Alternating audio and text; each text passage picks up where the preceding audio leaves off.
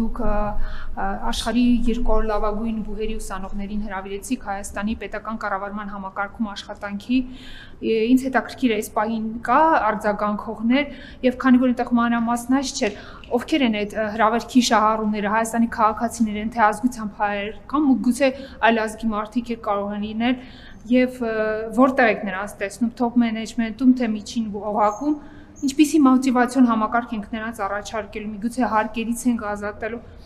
եւ հարցի այլ ասպեկտը, այս առաջարկով դուք չեք գտնում, որ մենք կարող ենք նսեմացնել մեր տեղի հայկական բուհերի դերն ու նշանակությունը, ինչպես նաեւ այն շրջանավարտների, հազարավոր տղաների, աղջիկների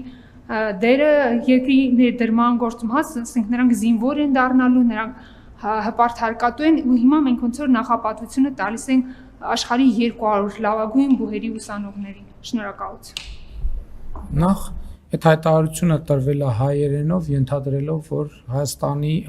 հայերի եւ Հայաստանի քաղաքացիների համար է, բայց պիտի ասեմ 800-ից ավել դիմում է ներկայացվել, հայտ է ներկայացվել, հիմնականում հայեր եւ Հայաստանի քաղաքացիներ են, բայց կան նաեւ օտարերկրացիներ եւ մենք հիմա քննարկում ենք, ինչպես ասել եմ, որ որոշակի պրոցեսների արդյունքում գնահատականի արժանացած մարդկանց մեկ տարվա ընթացքում Հայաստանում աշխատանք կառաջարկվի, ինչ վերաբերվում է նսեմացնելու, որևէ մեկին նսեմացնելու միտում չկա, որովհետև Հայաստանի Հանրապետության պետական կառավարման համակարգում տասնյակ հազարավոր մարդիկ են աշխատում ամենատարբեր օղակներում եւ չեմ կարծում, թե 100 նոր մարդու ներգրավումը պիտի նսեմացնի որևէ մեկին, ինչի պետք է նսեմացնի, ել չեմ ասում, որ մեր բուհերին հարգելի ոչ մեկ չի խանգարում, գոնե ես չեմ խանգարում աշխարհի լավագույն բուհերի 200-ում, 100-ում տեղ գտնել, ընդհակառակը, հենց ակադեմիական քաղաքի նախագիծը դրա համար է, որտեղ այսօրվա մեր բուհերը այդ ռեյտինգներում շատ ժամանակ տեղ չեն գտնում ֆիզիկական ենթակառուցվածքները միջազգային ստանդարտներին չհամապատասխանելու պատճառով։ Այսինքն այսպիսի հարցեր կան եւ մենք ակադեմիական քաղաքի նախագիծը հենց դրա համար ենք անում, որ մեր բուհերի համար զարգացման հեռանկարներ բացենք, ել չեմ ասում, որ միջազգային բուհերի համար կան կոնկրետ ծրագրեր։ Այսինքն Հայաստանում շատ բուհ չկա, որ օրինակ անգլերենով կամ այլ տարածված օտար լեզվով բան ունի, ծրագիր ունի։ Եվ սա պրոբլեմ է։ Եվ այդ պրոբլեմը մենք պետք է լուծենք։ Իսկ առաջիկայում ես կարծում եմ արդեն իսկ կան մարդիկ, որոնց ես պատրաստվում եմ առաջիկայում հանդիպել եւ նրանց այդ թվում կքննարկենք, չեմ բացառում նույնիսկ բարձրաստիճան բարձր պաշտոններում նշանակելու հնարավորությունը։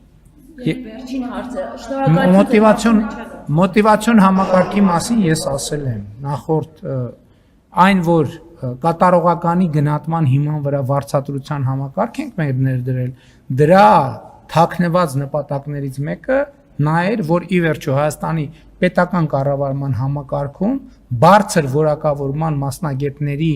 աշխատանքի համար լինեն ավելի գրավիչ պայմաններ, որպեսզի այսօր են բարձր որակավորում ունեցող շատ մասնագետներ պետական կառավարման համակարգում աշխատում, բայց դա մի տեսակ նրանց համար զոհողություն է դառնում, որովհետև մարդը կարա օրինակ ստանա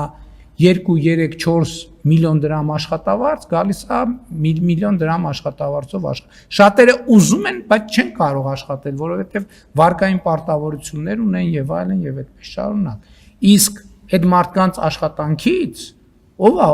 շահելու Հայաստանի քաղաքացին, որը բազմաթիվ բողոքներ ունի, այդ թվում պետական կառավարման համակարգի աշխատանքի որակից։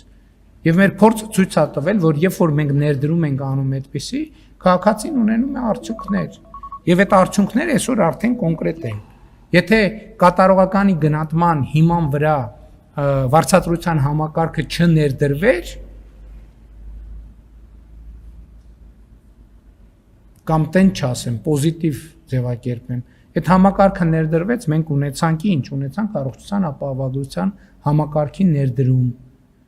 Մի բան, որ 8 տարի քննարկում էինք տենց եւ ի վերջո եկանք եւ այսօր կարող ենք ասել, որ այդ համակարգը այլևս անշրջել է։ Իմիջայլոց ասեմ, որ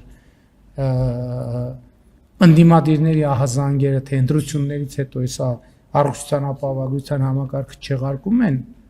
եւս մեկ անգամ ուզում եմ վերահաստատեմ, որ դա անհեթեթություն է, ոչ միայն չի չեղարկվելու, այլև ընդհակառակ ավելի է ընդլայնվելու եւ ավելի արդյունավետ է դառնալու։ Ունեցանք կանխատեսվածից ավել տնտեսական աճ եւ այլն եւ կանխատեսվածից ավելի բարձր ցուցանիշներ եւ դա այդ թվում նրա համար ոչ թե նրա համար որ մարդիկ շահամոլ են, այլ կատարողականի